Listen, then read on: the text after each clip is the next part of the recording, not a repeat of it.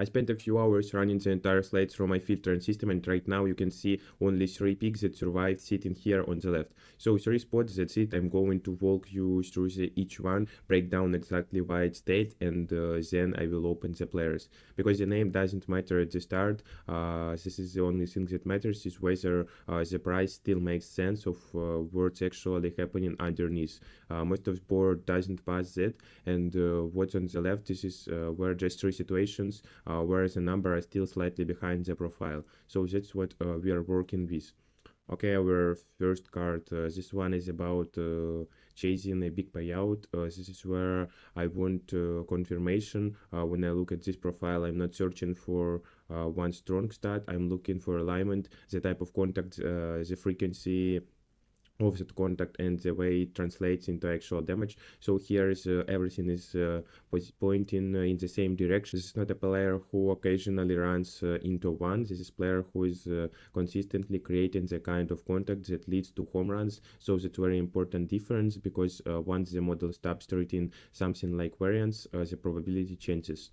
That's exactly what happening here. Now look in the numbers. The market already adjusted him. This is not same hide and long shot, but it didn't go far enough. So that's the key. It priced him as dangerous, but not as fully dominant as the data suggests. And the gap is what we are taking, because if this exact same contact profile belonged to a more established name, this number would already be tighter.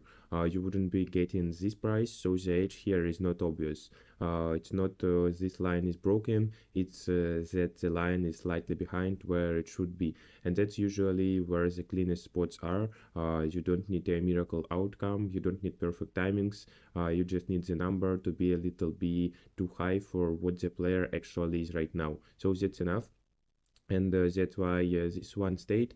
This is the strongest pure profile out of all 3, and I'm willing to take a shorter number when the underlying structure fully supports it. So there is no hesitation here. Everything lines up. I'm open it. We've got James Wood. This is the cleanest power spot on the board, and the way he's sitting the ball right now justifies the price and still leaves a bit of room. So that's why it's here. Let's move to our second card. This one is completely different. This is not about having the strongest profile. This is about the number being too soft, and this is where the market usually makes the most mistakes.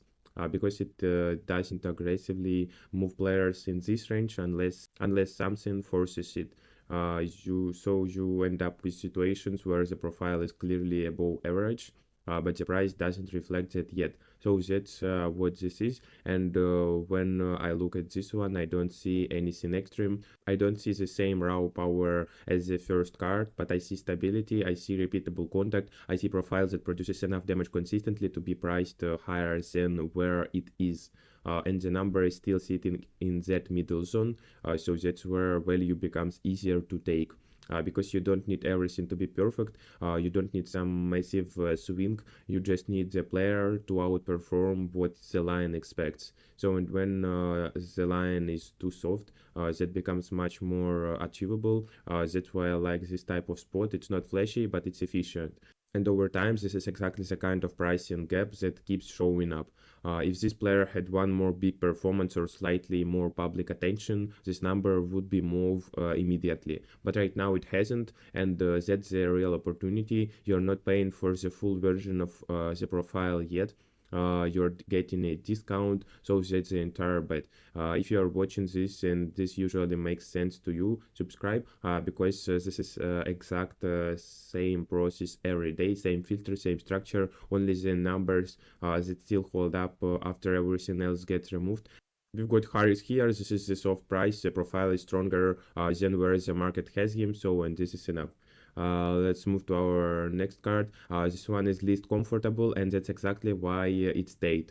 Because if it was comfortable, the number wouldn't be there anymore. This is not the cleanest overall profile. If you zoom and compare everything, there are strong hitters. This one is more stable hitter, and that's exactly why the price is still high.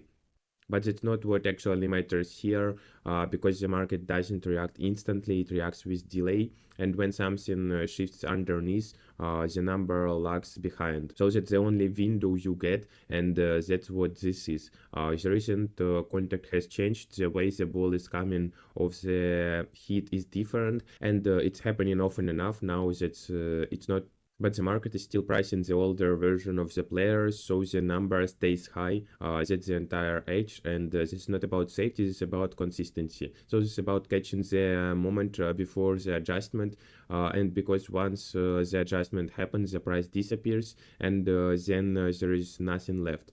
So this is a kind. So this is kind of a spot most people skip because it doesn't look clean, but that's exactly why it still plays. You're getting compensate for that uncertainty, and when the underlying signal is already moving, that's the trade that becomes worth taking. So that's why this one stayed, not because it's perfect, but because the price is still built on outdated assumptions, and that's enough. I open it. We've got Jack in here, so this is the time in place. This signal moved first, and the market didn't fully follow. So that's the gap. We've got three cards, three different reasons, same idea every time, and the price is still slightly wrong. If you want this before the lines adjust, subscribe. I will see you tomorrow.